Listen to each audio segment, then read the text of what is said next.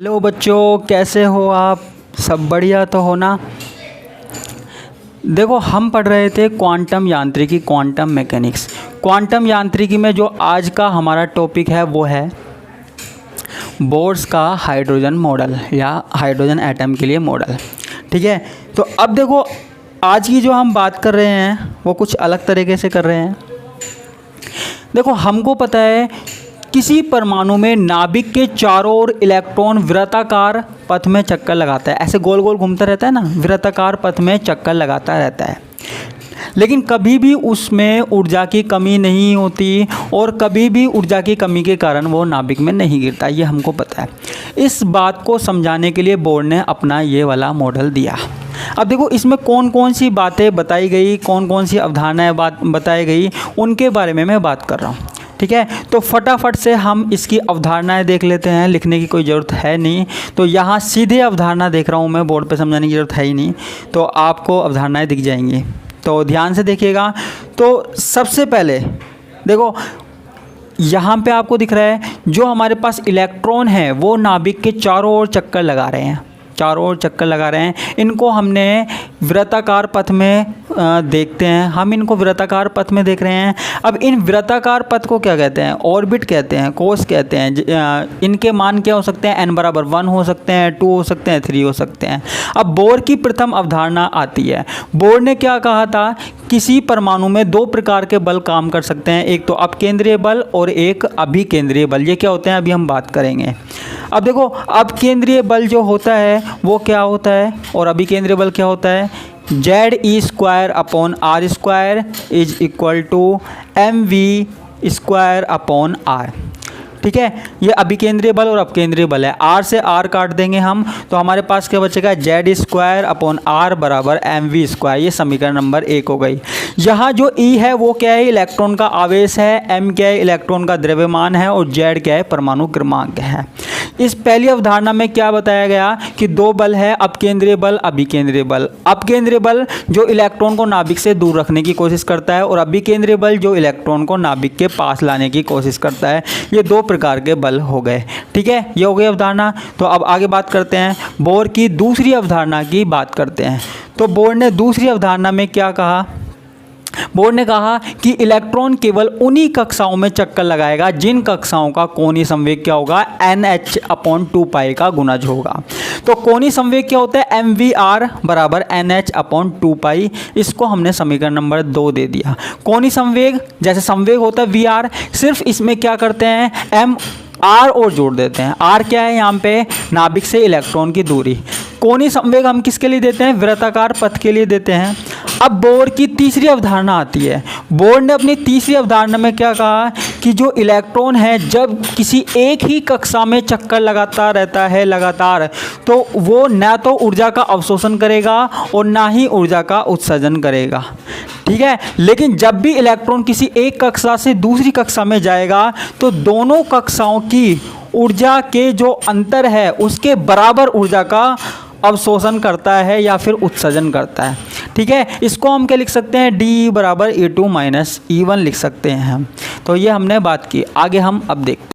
अभी हमने बोर की अवधारणाएं देखी। अब बोर की अवधारणाओं के क्या क्या अनुप्रयोग है बच्चों, वो हमको देखना है।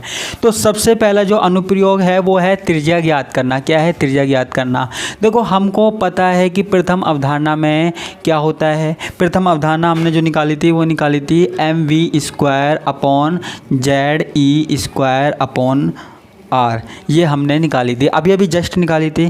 ठीक है, ये हमने किससे निकाली थी? प्रथम अवधारणा से निकाली थी। और द्वितीय अवधारणा क्या थी? और बोर की द्वितीय अवधारणा भी हमने निकाली थी। द्वितीय अवधारणा हमारे पास क्या थी?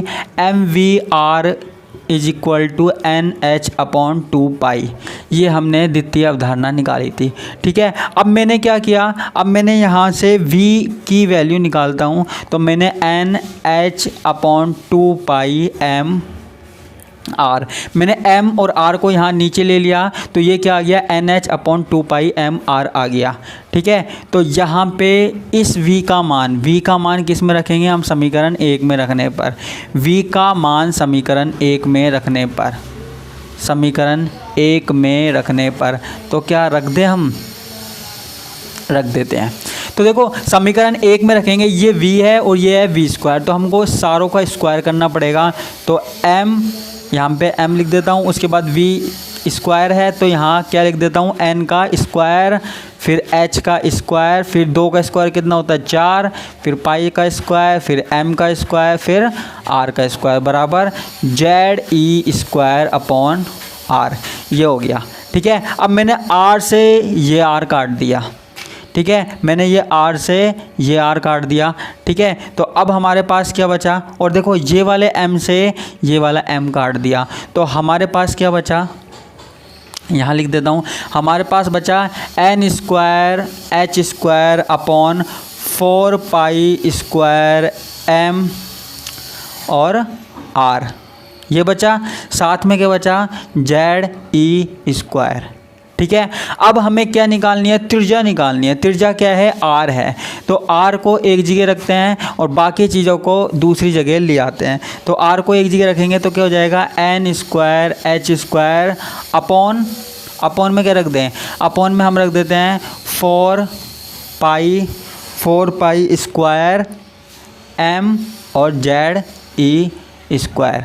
तो ये हमने किसकी वैल्यू रख दी, r की वैल्यू रख दी, तो ये हमारे पास r का मान आ गया। ठीक है, अब यहाँ पे n क्या है, n क्या है, कोषों की संख्या है, n क्या है, कोषों की संख्या है।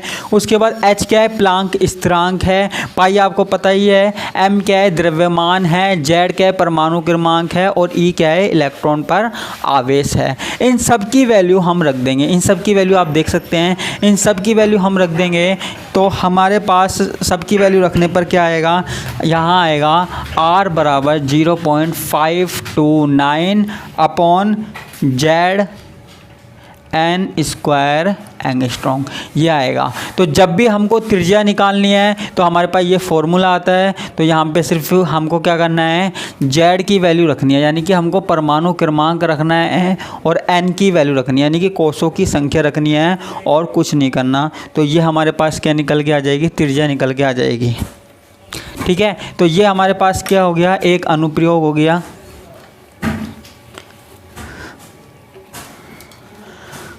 अब दूसरा अनुप्रयोग हम देखते हैं। तो दूसरा अनुप्रयोग यहाँ पे देखना, दूसरा अनुप्रयोग क्या है, इलेक्ट्रॉन का वेग ज्ञात करना, या इलेक्ट्रॉन का वेग कैसे ज्ञात कर सकते हैं वो हमको देखना है। इलेक्ट्रॉन का वेग हम कैसे ज्ञात कर सकते हैं वो हमको देखना है। तो उसी तरीके से देखना है हमको प्रथम अवधारणा। प्रथम अवधारणा हमारे पास क्या कहती है बच्चों, प्रथम अवधारणा कहती है mv square is equal to ZE square upon r। ये हमारे पास प्रथम अवधारणा थी। और द्वितीय अवधारणा क्या थी, द्वितीय क्या थी, mvr is equal to NH upon 2 pi.